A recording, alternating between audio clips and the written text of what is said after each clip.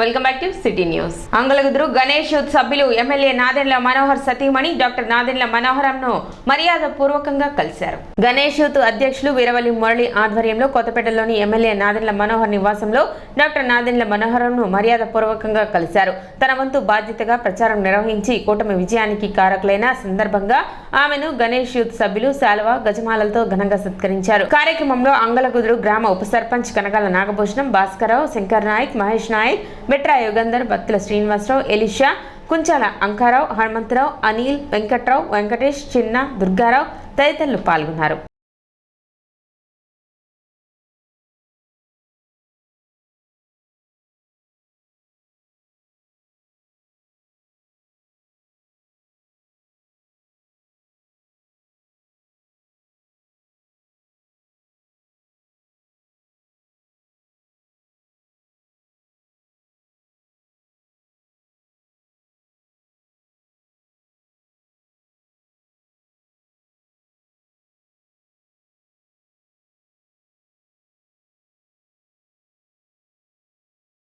గతంలో నాదెండ్ల మనోహర్ గారు తెనాలి నియోజకవర్గానికి ఏ విధమైనటువంటి డెవలప్మెంట్ చేశారు, పార్టీలకు అతీతంగా ఏ విధంగా పనిచేశారు అనేది ప్రజల్లోకి తీసుకెళ్లే దాంట్లో కానివ్వండి, మరలా సార్ గెలిస్తే ఏ విధమైనటువంటి అభివృద్ధి తెనాల్లో జరుగుతుంది, సంక్షేమ పథకాలు ఏ విధంగా మళ్ళీ అమలవుతాయని చెప్పే దాంట్లో కానివ్వండి చాలా చక్కగా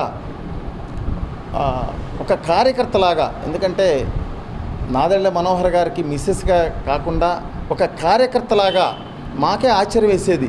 ఒక్కొక్క వ్యక్తి దగ్గర ఇంత టైం స్పెండ్ చేసి ఇంత ఓపికగా చెప్తున్నారు అని మాకే ఆశ్చర్యం వేసేది. అంటే సింబల్ అనేది ప్రతి ఒక్కళ్ళ మనసులోకి వెళ్ళాలి, మనం గతంలో చేసినటువంటి అభివృద్ధి ప్రతి ఒక్కరికి తెలియాలి, రాబోయే రోజుల్లో మంచికి సపోర్ట్ చేస్తే ఏ విధమైన అభివృద్ధి జరుగుతుంది అనేది కూడా ప్రజలకి అర్థమయ్యేలాగా మనం చెప్పాలి అని చెప్పేసి గంటల తరబడి నిలబడి 4 గంటలకి ప్రచారానికి వస్తే నైట్ 11 గంటల వరకు కూడా అదే ఓపిక అదే స్టామినాతో మేడం గారు ఏ విధంగా పనిచేస్తారో మనం చూసాం.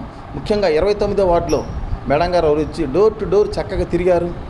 ఆ వార్డులో కూడా 1000 అందరూ కూడా ఆ వార్డులో అందరూ పేదవాళ్ళు అయినా కానీ 1000 మెజార్టీతో ఆ వార్డులో గెలిపించి మేమందరం కూడా మీకు మద్దతుగా మీకు ఉన్నాం మేము అని చెప్పేసి 29వ వార్డు ప్రజలందరూ కూడా పార్టీ వాళ్ళందరూ కూడా ఇటు టీడీపీ కానివ్వండి, ఇటు జనసేన కానివ్వండి, అందరూ కూడా ఒక బలమైనటువంటి మెజార్టీ ఇచ్చి మేడం గారికి ఒక బహుమతిగా, సార్కి ఒక బహుమతిగా ఆ వార్డు నుంచి, ఎందుకంటే వాళ్ళ 29వ వార్డులో అన్నీ ఇటు పద్మశాలీలు కానివ్వండి, సుగాలీస్ కానివ్వండి, వడ్రాస్ కానివ్వండి, ఇవాళ ఏలేషా వాళ్ళు కానివ్వండి, అందరూ కూడా వాళ్ళు వచ్చి మేడం గారికి ఇంత చక్కగా అభినందనలు తెలియజేయటం చాలా సంతోషం.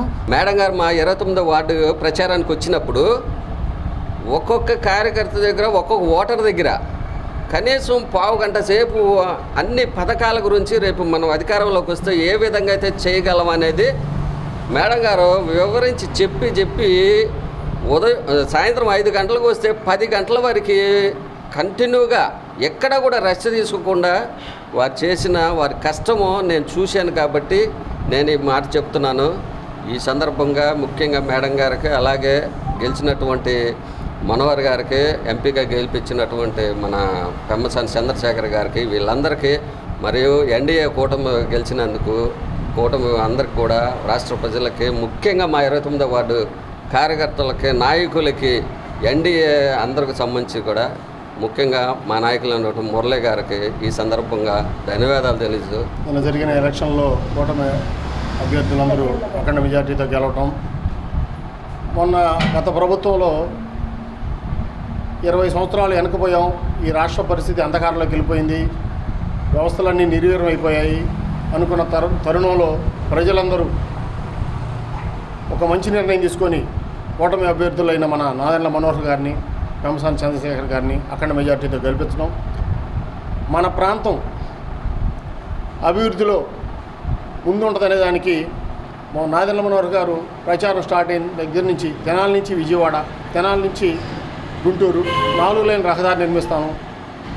మరీ ముఖ్యంగా యువత గంజాయికి అలవాటు పడి కాలేజీల దగ్గర, స్కూల్స్ దగ్గర కూడా పిల్లలు నానా ఇబ్బందులు పడతా ఉన్నారు. గంజాయికి అలవాటు పడి మత్తు బానిసలు అయిపోయి ఆ తల్లిదండ్రులు వేదన, మనోవేదన చెప్పడానికి అలవ కానిది. అలాంటి పరిస్థితుల్లో మనోహర్ గారు నేను ప్రమాణ స్వీకారం చేసిన వారం రోజుల్లోనే గంజాయి మీద ఉక్కుపాదం మోపుతాను అన్నారు. అసలు ప్రమాణ స్వీకారం చేయకుండానే 2-3 రోజుల నుంచి దాని మీద దృష్టి పెట్టి పోలీసు వాళ్ళని అప్రమత్తం చేయడం, నిన్న కొంతమందిని పట్టుకోవడం జరిగింది. ప్రజల్లో నమ్మకాన్ని పెంచి అద్భుతమైన మెజారిటీతో కూటమి ఎమ్మెల్యేలు, ఎంపీలు ఘన విజయం సాధించారని జనసేన అధ్యక్షులు పవన్ కళ్యాణ్ అన్నారు. విజయవాడలో నిర్వహించిన ఎన్డీఏ కూటమి ఎమ్మెల్యేల సమావేశంలో ఆయన మాట్లాడారు. 164 ఎమ్మెల్యే, 21 ఎంపీ స్థానాల్లో కూటమి అభ్యర్థులు విజయం సాధించడం అద్భుతమైన విషయమని చెప్పారు. సమిష్టిగా ప్రభుత్వాన్ని ముందుకు తీసుకెళ్తామని స్పష్టం చేశారు. రాజమండ్రి జైల్లో చంద్రబాబును చూసిన తాను నారా భువనేశ్వరికి మంచి రోజులు వస్తాయని చెప్పారని, అవి ఇప్పుడు మొదలయ్యాయని పవన్ వ్యాఖ్యానించారు. కానీ నిలబడ్డాం, ప్రజల నమ్మకాన్ని పెంచాం. అద్భుతమైన మెజారిటీతో ఈ రోజున మనం ప్రభుత్వాన్ని స్థాపిస్తున్నాం.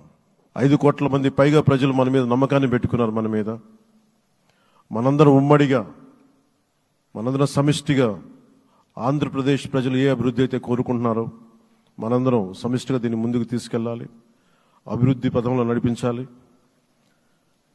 విద్య, వైద్యం, ఉపాధి, సాగునీరు, తాగునీరు, లా అండ్ ఆర్డర్ ఇవన్నీ చెప్పొచ్చాం. మనం బలంగా నిలబడతామని.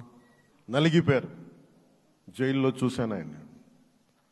పాపం భువనేశ్వర్ గారి బాధను చూశాను. నేను అనుకున్నాను, అమ్మ మీరు కన్నీళ్ళు పెట్టకండి, మంచి రోజులు వస్తాయని చెప్పిన మంచి రోజులు వచ్చినాయి. వారికి మనస్ఫూర్తిగా వారికి నా హృదయపూర్వక శుభాకాంక్షలు. మీరు అద్భుతమైన పాలన ఇవ్వాలి అందరికీ మనస్ఫూర్తిగా మీకు నేను తెలియజేసుకున్నాను సార్. ఆంధ్రప్రదేశ్ రాష్ట్ర రాజధాని అమరావతి అని టీడీపీ అధినేత చంద్రబాబు స్పష్టం చేశారు. విశాఖను ఆధునిక రాజధానిగా అభివృద్ధి చేస్తామని ప్రకటించారు. విజయవాడలో ఎన్డీఏ కూటమి ఎమ్మెల్యేల సమావేశం జరిగింది. కూటమి శాసనసభాపక్ష నేతగా చంద్రబాబును ఏకగ్రీవంగా ఎన్నుకున్నారు. ఈ సందర్భంగా చంద్రబాబు మాట్లాడారు. చరిత్రలో ఎప్పుడూ లేని విధంగా ప్రజలు తీర్పు ఇచ్చారని చెప్పారు. కూటమికి 164 ఎమ్మెల్యే, 21 ఎంపీ స్థానాలు కట్టపెట్టడం సాధారణ విషయం కాదన్నారు. ప్రజలు గెలవాలని, రాష్ట్రం నిలబడాలని అనే నినాదంతో ఎన్నికల్లో కూటమి ఏర్పడిందని, ప్రజలు గెలిచారని, రాష్ట్రాన్ని అభివృద్ధి చేయాల్సిన బాధ్యత తమపై ఉందన్నారు. రాష్ట్రంలో అరాచకం, అశాంతికి చోట్లేదని చెప్పారు. కేంద్రంతో సత్సంబంధాల కారణంగా పోలవరంతో పాటు ఇతర ప్రాముఖ్యత గల ప్రాజెక్టులను పూర్తి చేస్తామని పేర్కొన్నారు. అలాగే తప్పు చేసిన వారిని వదిలిపెట్టేదే లేదని హెచ్చరించిన చంద్రబాబు, వదిలేస్తే అదే అలవాటుగా మారుతుందని వ్యాఖ్యానించారు. ప్రజలు గెలిచారు, రాష్ట్రాన్ని నిలబెట్టే బాధ్యత ఇక్కడుండే శాసనసభ్యులపైన, మనందరిపైన ఉంది. ఈసారి ఎన్నికల్లో మాత్రం 100% 3 పార్టీల నాయకులు, కార్యకర్తలు సమిష్టిగా పనిచేశారు. తప్పు చేసిన వాడిని క్షమించి పూర్తిగా వదిలిపెడితే కూడా మళ్ళా అలవాటుగా మారుతుంది. తప్పు చేసిన వాళ్లకు శిక్ష పడవలసిన అవసరం ఉంది, చట్టపరంగా శిక్షించాల్సిన అవసరం ఉంది. అదే సమయంలో విధ్వంస రాజకీయాలు, కక్షా రాజకీయాలు కాకుండా ఇవన్నిటిని ప్రక్షాళన చేయాల్సిన అవసరం ఉందని చెప్పి కూడా నేను మీకు తెలియజేస్తున్నా. మళ్లీ కేంద్ర సహకారంతో రాష్ట్రానికి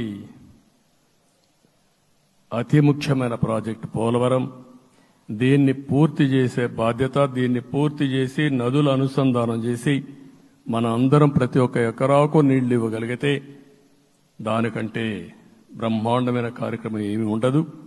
వ్యవసాయ రంగం స్టెబిలైజ్ అవుతుంది. యూటీఎఫ్ మధ్యంతర కౌన్సిల్ సమావేశం బ్రాడీపేటలో జరిగింది. యూటీఎఫ్ మధ్యంతర సమావేశంలో రాష్ట్ర అధ్యక్షులు వెంకటేశ్వర్లు మాట్లాడుతూ ఎన్నికల సందర్భంగా జీవో నంబర్ 117ను రద్దు చేస్తామని ఇచ్చిన హామీని అమలు చేయాలని కోరారు. జీవో నంబర్ 117తో పాఠశాలలు నిర్వీర్యమైపోవడమే కాకుండా నాణ్యమైన విద్యకు విద్యార్థుల దూరమయ్యే పరిస్థితి ఏర్పడుతుందన్నారు. జీవో నంబర్ 117 రద్దుకు కొత్త ప్రభుత్వం కృషి చేయాలన్నారు. మెగా డిఎస్సీ విడుదల చేస్తామని చెప్పిన ప్రభుత్వం ఇచ్చిన హామీని అమలు చేసే దిశగా కృషి చేయాలని కోరారు. అలాగే ఎన్నికల సందర్భంగా ఏదైతే ఈ ప్రభుత్వం జీవో నెంబర్ 117ని రద్దు చేస్తానని ఇచ్చినటువంటి హామీ ఉందో దాన్ని నెరవేర్చాలని చెప్పి రాష్ట్ర ప్రభుత్వాన్ని కోరుతా ఉన్నాం. ప్రధానంగా గత విద్యా సంవత్సరంలో జీవో నెంబర్ 117ని గత ప్రభుత్వం తీసుకొచ్చే సందర్భంలో ఆంధ్రప్రదేశ్ ఐక్యోపాధ్యాయ ఫెడరేషన్ తీవ్ర స్థాయిలో దాన్ని వ్యతిరేకించింది. దీనివల్ల ప్రాథమిక పాఠశాల విద్యా వ్యవస్థ మొత్తం అస్తవ్యస్తం అవుతుందని, అలాగే పాఠశాలలో ఉండేటువంటి విద్యార్థుల సంఖ్య తగ్గిపోతుందని, వాళ్ళకి నాణ్యమైన విద్య రాదు అని చెప్పినటువంటి ఆచరణలో ఈరోజు 14,200 పాఠశాలలు ఒకే ఉపాధ్యాయుడితోటి నడుస్తున్న పాఠశాలగా మారిపోయినాయి. 4,600 పాఠశాలలు మొత్తంలో ఇవాళ 1-2 తరగతుల పిల్లలు మాత్రమే ఉన్నటువంటి పాఠశాలలుగా మారిపోయినాయి. కొన్ని పాఠశాలలు విలీనం అయిపోవడం, ఉపాధ్యాయుల సంఖ్య కుదించబడటం, ప్రమోషన్ పేరుతో హై స్కూల్కి వెళ్ళిన ఎలిమెంటరీ పాఠశాల అస్తవ్యస్తంగా మారినటువంటి పరిస్థితి ఉంది. అందుకని ఈరోజు జీవో నెంబర్ 117ని రద్దు చేసుకోవడం ద్వారానే ప్రభుత్వ పాఠశాలను రక్షించుకోగలరు. ప్రజా వ్యతిరేక ప్రభుత్వానికి ప్రజలు ఇంటికి పంపించారని బీజేపీ రాష్ట్ర అధ్యక్షురాలు పురంధేశ్వరి వ్యాఖ్యానించారు. విజయవాడలో నిర్వహించిన ఎన్డీఏ కూటమి ఎమ్మెల్యేల సమావేశంలో పాల్గొని ఆమె మాట్లాడారు. కక్ష సాధింపులకు పాల్పడకుండా ఎన్డీఏ కూటమి నాయకులు, కార్యకర్తలు సంయమనం పాటించాలని సూచించారు. రాష్ట్రాభివృద్ధిపై దృష్టి పెట్టి ప్రజలకు ఇచ్చిన హామీలను అమలు చేయాల్సిన బాధ్యత ఎన్డీఏ ప్రభుత్వంపై ఉందని పురంధేశ్వరి అన్నారు. ప్రజలు ఒక కసితోటి ఎట్లాగైనా సరే ఈ యొక్క ప్రజా వ్యతిరేక పాలనకి అంతం పొందించాలి. జగన్మోహన్ రెడ్డి అనేటువంటి ఒక రాక్షసుడు ఎవరైతే పరిపాలిస్తున్నారో ఇంటికి పంపించాలి అనేటువంటి భావన ఏదైతే వారి మనసులో కరుడుగట్టి ఉన్నదో అది వారు బయటికి చెప్పకనే వారు ఓటు మాధ్యమంగా తెలిపినటువంటి నేపథ్యంలో వారందరికీ కూడా, తెలుగు ప్రజలందరికీ కూడా నా ధన్యవాదాలు నేను తెలియజేస్తున్నాను. ఈ 3 పార్టీల యొక్క కలయిక నిజంగా ఒకంత ఆలస్యమైనా కూడా ఇది రాష్ట్రానికి చాలా అవసరమైనటువంటి కలయిక అని చెప్పి నేను భావిస్తున్నాను. కక్షపూరితంగా ముందుకు వెళ్లకుండా మనం కూడా మన కార్యకర్తలకి తెలియజేస్తూ మనం సంయమనాన్ని పాటించడం మాత్రమే కాకుండా మన కార్యకర్తలు కూడా మనం సమయాన్ని పాటించవలసినటువంటి ఆవశ్యకతని వారందరికీ తెలియజేయవలసినటువంటి బాధ్యత మన మీద ఉన్నది అని చెప్పి తెలియజేస్తూ సిటీ న్యూస్ ముందు ముఖ్యాంశాలు మరోసారి.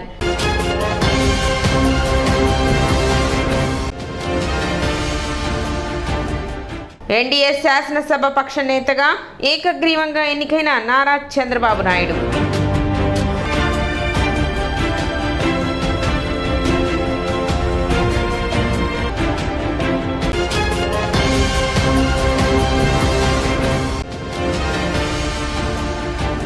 వ్యక్తిగత కక్షల నేపథ్యంలో పట్టణ 16వ వార్డుకు చెందిన కాళిదాసు సత్యంపై కత్తితో దాడి.